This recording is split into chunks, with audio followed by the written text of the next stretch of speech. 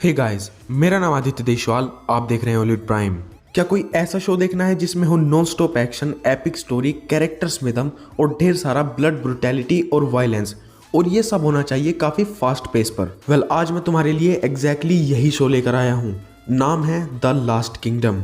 अब बहुत सारे लोग इस शो को गेम ऑफ थ्रोन्स से कंपेयर करते हैं, जो कि बिल्कुल ही गलत है, क्योंकि जहां पर गेम ऑफ थ्रोन्स का मेन इंग्रेडिएंट पॉलिटिक्स है और हर किसी को आयरन थ्रोन की पावर चाहिए। कहानी में कोई एक नहीं बल्कि 10 से 15 लीड कैरेक्टर्स हैं, जहां पर सारे हाउसेस के आपस में कॉन्फ्लिक्ट्स तो हैं, लेकिन वो मैदान में आमने सामने कम ही दिखाई देते हैं। एक तरह से कोल्ड वॉर वाली सिचुएशन है, जहां पर आर्मीज का नहीं बल्कि पॉलिटिक्स का ज्यादा रोल है। On the other hand last kingdom बहुत ही स्ट्रेट फॉरवर्ड है, जहां पर शो का मेन इंग्रेडिएंट प्योर एक्शन है और कहानी में सिर्फ एक ही ट्रू लीड कैरेक्टर, और कोई भी कॉन्फ्लिक्ट हो उसे बातों से कम और तलवारों से ज्यादा सॉल्व करते हैं। अब यार, तुम डार्क और दी एक्सपेंस जैसे शोज को एक जैसा बोलकर कंपेयर नहीं कर सकते, सिर्फ इसलिए कि वो दोनों साइंस फिक्शन कैटेगरी में आते हैं। तो यार, दोनों शोज काफी अलग हैं और इन्हें कंपेयर करने का कोई मतलब नहीं बनता। ये चीज क्लियर हो चुकी है। अब आगे बढ़ते हैं। The last kingdom complete series Netflix पर अवेलेबल है। कंप्लीटली 18+ शो है, तो फैमिली वगैरह के साथ मत ही देखना। सीजन 3, 4, 5 हिंदी में अवेलेबल हैं। फर्स्ट एंड सेकंड अभी तक तो नहीं है। स्टोरी, कैरेक्टर्स, पॉजिटिव, नेगेटिव्स, हर चीज के बारे में बात करेंगे, लेकिन उससे पहले बनती है मेरी एक छोटी सी रिक्वेस्ट। वीडियो अच्छी लगती है तो लाइक कर देना। इसी तरह की और वीडियोस देखने के लिए चैनल को सब्सक्राइब करके बेल आइकन दबा लो। Let's begin.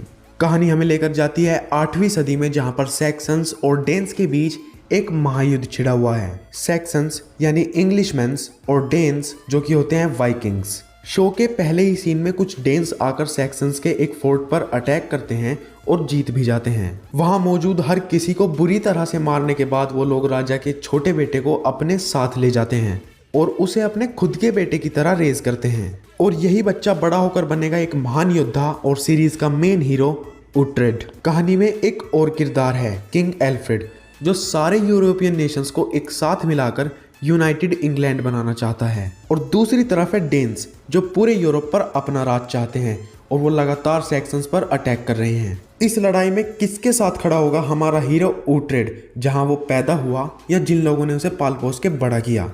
अब मैं आपको इस शो के 4 सबसे बड़े पॉजिटिव्स बताता हूँ। पहला है बैटल्स। इस शो के अंदर टोटल 5 सीजन्स हैं और हर सीजन में तुम लोगों को 4 से 5 छोटी और 2-3 बड़ी बैटल्स देखने को मिलेंगी। सीजन 1 के लास्ट में ही एक इतनी एपिक बैटल है जिसके बारे में बात करते हुए भी मुझे गूज़बम्स हो रहे हैं। एपिक। और सबसे बेस्ट पार्ट ये है कि एक के बाद एक ऐसी बैटल्स आती रहती हैं, तुम लोगों को वेट नहीं करना पड़ेगा। इस पूरे शो के दौरान तुम लोगों को छोटी और बड़ी सारी मिला के करीब करीब 100 बैटल्स देखने को मिलेंगी, जो मैंने आज तक किसी और शो में नहीं देखा है। दूसरा पॉजिटिव आता है इस शो की कंसिस्टेंसी।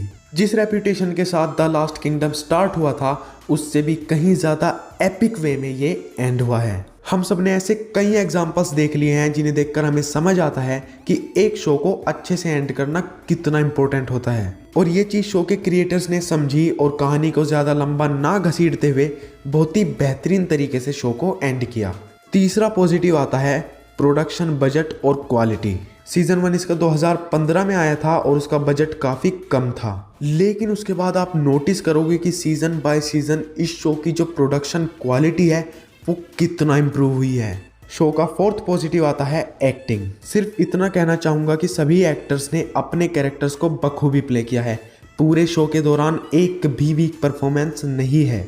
अब बात करते हैं कैरेक्टर्स की। सबसे पहले बात करें सीरीज के लीड कैरेक्टर उट्रेड की, तो भाई इस कैरेक्टर की डेवलपमेंट टॉप नॉच।